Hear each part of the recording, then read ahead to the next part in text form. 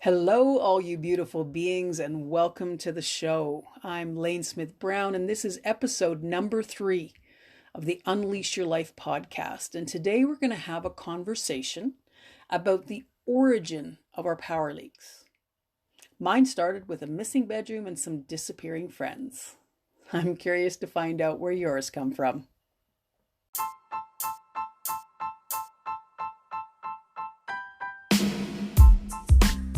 This is the Unleash Your Life podcast, where you're going to learn what your power leaks are and, more importantly, how to plug them. I'm your host, Lane Smith Brown. I'm a best-selling author and the founder and coach over at lanesmithbrown.com.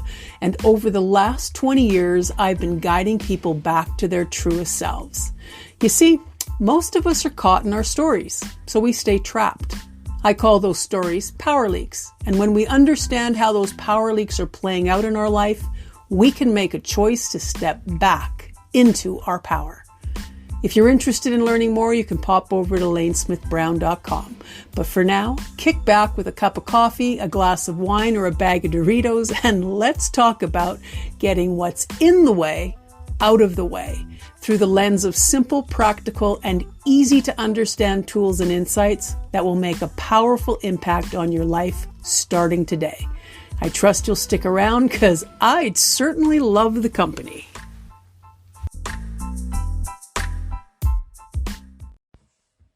Welcome back to the show. I've touched on this topic before regarding how our minds are working from a bizarre and random set of rules, but I'm going to drill down into something today that might prove to be really helpful tool for you as we continue our work together on letting go of our power leaks and stepping into our authentic power, also known as our divine intuition. On the last show, we talked about worry as a power leak, and you got access to my free crash course on creating lasting peace.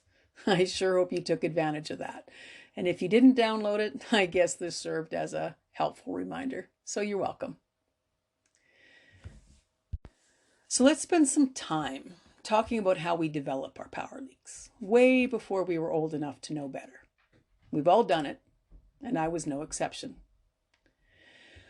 When I was around 6, my family and I moved into a new home that my father had designed and built. As we all made our way downstairs to inspect the bedrooms, my parents realized that they had not created a bedroom for me. It was the oddest of feelings. I remember noticing the discomfort on my mother's face, and my heart just sank in complete disbelief. It all kind of made that wah-wah sound. At least that's the soundtrack I've given it this many years later. You see, the basement had been expertly laid out with 2 perfect rooms for each of my sisters. My oldest sister picked the combination of red and pink. It was the late 60s, and I'm sure that was a spectacular choice for the era. And my other sister had a bright sun yellow and cobalt blue room. Each of them had custom-made dressers, desks, and beds built flush into the walls. So they had all this great space in the center, and each had a lovely window. My father had his personal office space with an imposing desk, a seating area, and a big, bright window. There was, of course, a bathroom and a large family room with custom fireplace made of local stone that my father had personally selected. Then there was a laundry room and a storage room. But there was no bedroom for me. The solution? Turn a windowless storage room into my bedroom. A mad dash was made to cut a hole into the wall through to the laundry room so that there would be some circulation created for the space. And presto, Lane had a bedroom.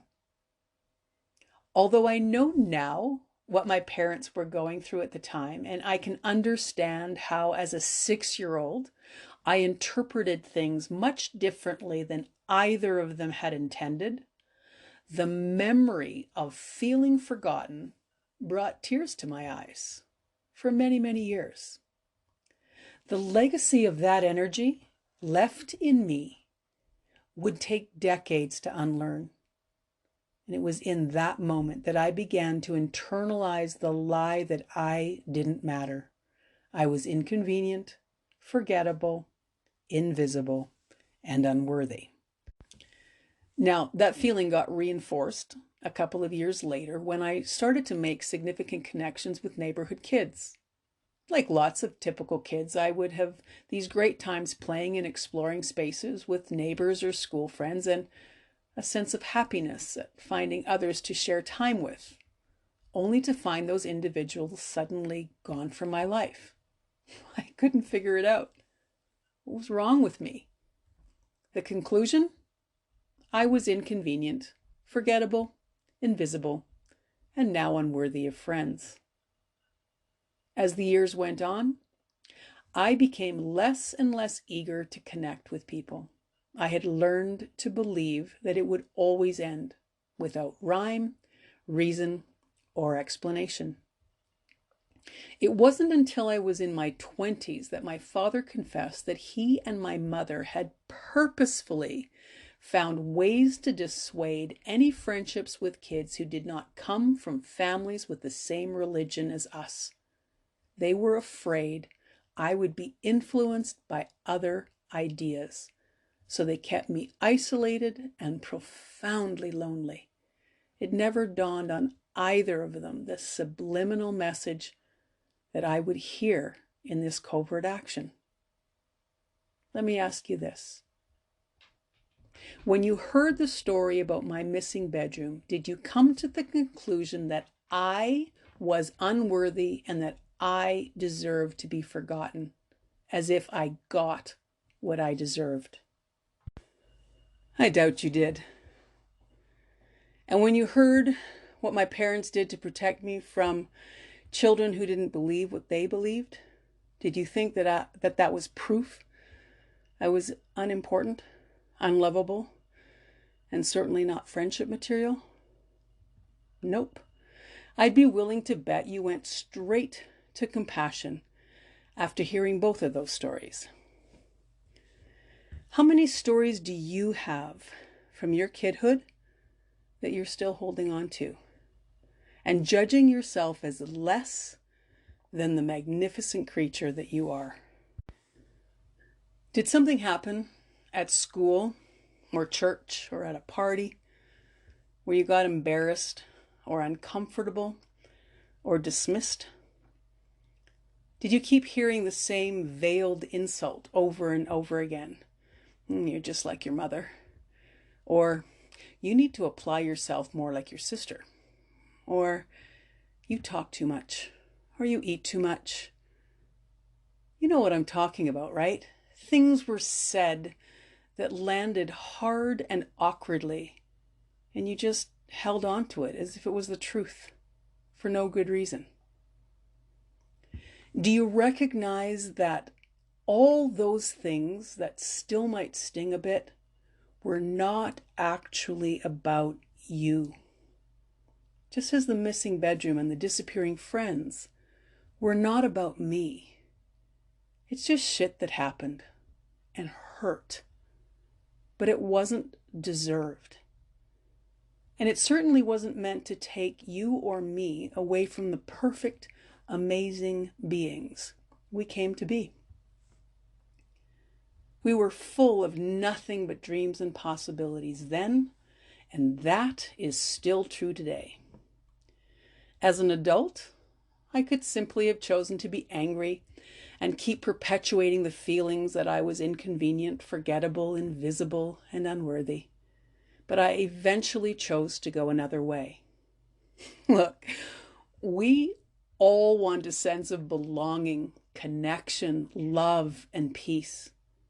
We want to know we matter, that we fit in somewhere.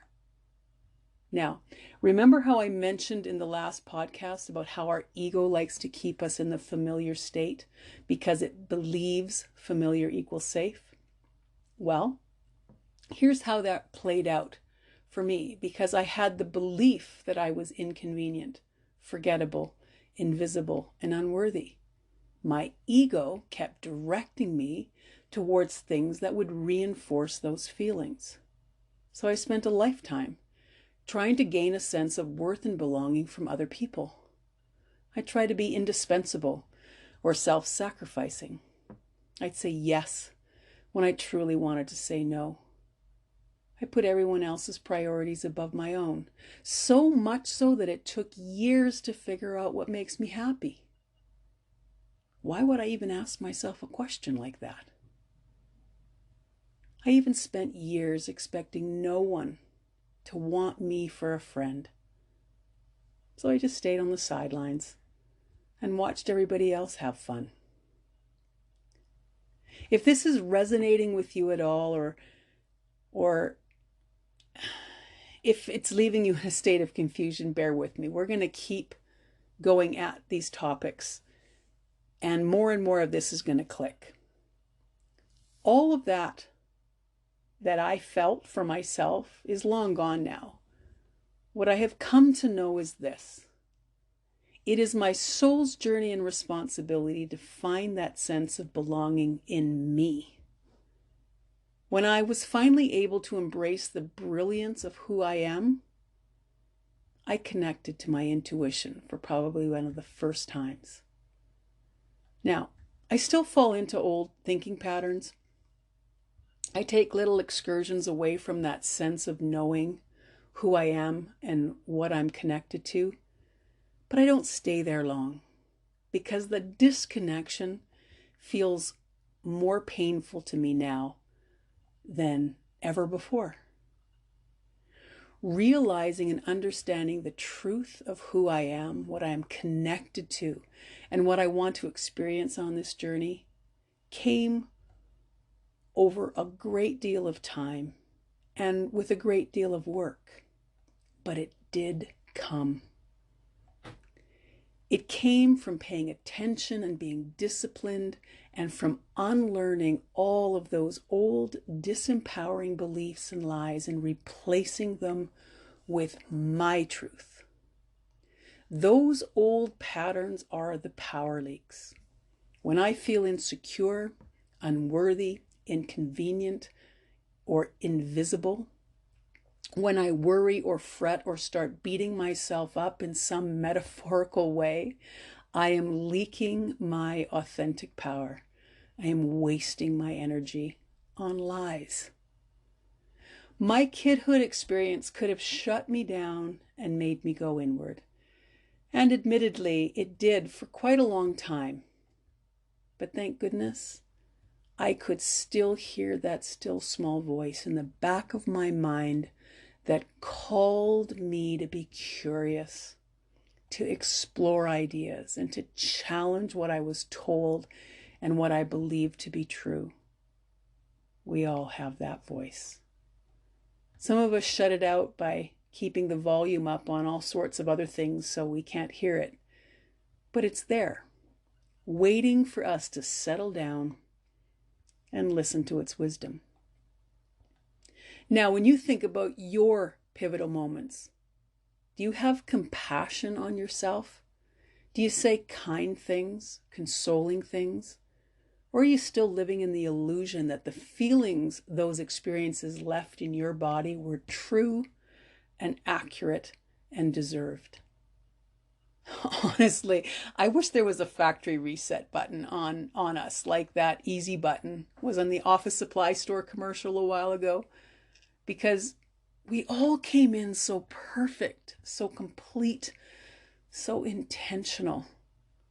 And all of that is still true. Doesn't matter what anyone said to the contrary. All of that is a big, big pile of poop. So do you know where you're wasting your energy? Still caught up in an old thought loop. Do you know what power leaks you need to plug? If you stick with me, I promise we are going to go so finely tuned here to recognizing when you're playing small, when you're getting disconnected to the truth of who you are. And as you do that, the volume of your intuition will expand and get so much easier to hear. And when you get tuned to that inner voice, well, everything in your life can change for the better. You see, I know you came on purpose and with intention. And if you're willing Together, we're going to discover what that is. You see, I choose to believe that I chose my family, and I chose all the experiences I've had until now. And I know I am deliberately choosing what I want to experience going forward. All of this is what makes me, me. And all of what you've experienced and what you intend to experience is what makes you, you. The fact that you're still listening tells me you know it too, or at least you want to know it. So let's be bold together, shall we? Let's find our power leaks, plug our power leaks, and tap into the infinite power source of our intuition. I'm not messing around here, women. I am stopping at nothing short of thousands upon thousands of us standing in our true and authentic power, setting our sights on how we can make the world better for everyone. All right. Well, that's my big wish for the world. I hope you've enjoyed this conversation. I'm really, really glad that you were able to stay till the end. And remember to look at the show notes for some free resources and a bunch of other little bits of information. And of course, check out weirdhummingbirds.com if you want to get to know a little bit more about this work. Ta for now.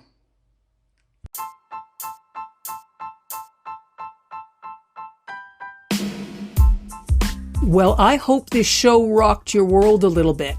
If you're ready to take this learning to a whole new level, pop over to lanesmithbrown.com and sign up for our weekly Wild Wonderings email, and check out the coaching options as well. Oh, and if you haven't already, subscribe to this podcast, will you? It's how we get these tools into the world and change the world for the better. Ta for now.